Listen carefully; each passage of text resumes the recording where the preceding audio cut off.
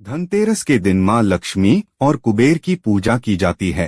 कहते हैं इस दिन अगर माँ लक्ष्मी प्रसन्न हो गईं तो समझो उस भक्त के घर धन धान्य से भर गए। दरअसल कई सौ साल पहले जब देवता और दानवों की लड़ाई में देवता हार गए तो समुद्र मंथन कराया गया। मंथन के दौरान बहुत कुछ निकला जो कि आपस में बांट लिया गया। बाद में हाथ में अमृत का कलश लेकर भगवान धन्वंतरी जी निकले। उनके दूसरे हाथ में आयुर्वेद शास्त्र था। असुर और देवता दोनों ही अमृत के लिए लड़ने लगे। बाद में विष्णु भगवान ने माया रचकर देवताओं को ही अमृत पिलाया। धनतेरस को लेकर कई पौराणिक कथाएं हैं। उनमें से दो कथाएं हम आपको बताते हैं। पहली कथा। एक बार हेम नाम का राजा था। उनका एक पुत्र था।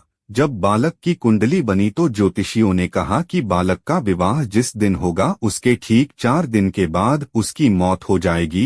राजा इस बात को जानकर बहुत दुखी हुआ और राजकुमार को ऐसी जगह पर भेज दिया जहां कोई लड़की उसे ना दिखे। लेकिन एक बार एक राजकुमारी उधर से गुजरी और दोनों एक दूसरे को देखकर मोहित हो गए और उन्होंने गंधर्व विवाह कर लिया। विवाह के बाद ठीक वैसा ही हुआ और 4 दिन बाद यमदूत उस राजकुमार के प्राण लेने आ पहुंचे। जब यमदूत उसको ले जा रहे थे तो उसकी पत्नी ने काफी विलाप किया, लेकिन यमदूतों को अपना काम तो करना ही था। नवविवाहिता के विलाप को सुनकर यमदूतों ने यमराज से विनती की कि हे यमराज, क्या कोई ऐसा उपाय नहीं है जिससे मनुष्य अकाल मृत्यु से मुक्त हो जाए। यमदेवता बोले, हे दूत, अकाल मृत्यु तो कर्म की गति है। इससे मुक्ति का एक आसान तरीका मैं तुम्हें बताता हूँ, सो सुनो। कार्तिक कृष्ण पक्ष की त्रयोदशी रात जो प्राणी मेरे नाम से पूजन करके दीप माला दक्षिण दिशा की ओर भेंट करता है उसे अकाल मृत्यु का भय नहीं रहता है। यही कारण है कि लोग इस दिन घर से बाहर दक्षिण दिशा की ओर दीप जलाकर रखते हैं। दूसरी कथा। एक बार लक्ष्मी माँ भगवान विष्णु के साथ विचरण कर रही थीं। एक जगह पर भगवान ने लक्ष्मी माँ को कहा कि आप यहीं रुकें और जब तक मैं वापस न आऊं आप यहीं रहना। माँ लक्ष्मी का मन व्याकुल हो गया और वो भी विष्णु जी के पीछे पीछे दक्षिण दिशा की तरफ जाने लगी। आगे जाकर सरसों के खेत आए। खेतों में लहलहाती सरसों बहुत ही सुंदर लग रही थी। लक्ष्मी माँ ने एक फूल तोड़ा और श्रृंगार किया। आगे जाकर गन्ने के खेत आए तो उन्होंने गन्ने के रसीले मीठे रस का आनंद लिया। तभी भगवान विष्णु वहां आ गए और माँ लक्ष्मी से नाराज हो गए। विष्णु ने कहा कि उन्होंने किसान के खेत में चोरी की है और अब इन्हें 12 साल तक किसान की सेवा करनी होगी। तब माँ लक्ष्मी गरीब किसान के घर पहुंची और वहां रहने लगी। एक दिन किसान की पत्नी को माँ लक्ष्मी ने उनकी प्रतिमा का पूजन करने को कहा।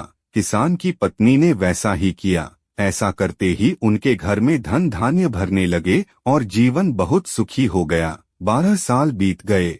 भगवान विष्णु माँ लक्ष्मी को वापस लेने आए तो किसान ने उनको ले जाने से मना कर दिया। तब भगवान ने कहा कि लक्ष्मी जी कहीं नहीं ज्यादा रुकती, ये तो श्राप के कारण वो 12 साल यहाँ थीं। लेकिन किसान कहने लगा कि मैं नहीं चाहता कि माँ लक्ष्मी वापस जाएं। ये सुनकर माँ लक्ष्मी ने कहा कि अगर आप मुझे रोकना चाहते हो तो तेरस के दिन घर को स्वच्छ बनाकर रात में घी का दीपक जलाकर रखान और शाम को पूजा करके एक तांबे के कलश में सिक्के भरकर रखना, तो मैं उस कलश में निवास करूंगी। इसी वजह से हर वर्ष तेरस के दिन लक्ष्मी जी की पूजा होने लगी। धनतेरस के दिन क्या करना चाहिए, क्या नहीं करना चाहिए? धनतेरस के दिन भूलकर भी प्लास्टिक से बनी चीजों की खरीदारी नहीं करना चाहिए। ऐसा करना अशुभ माना जाता है।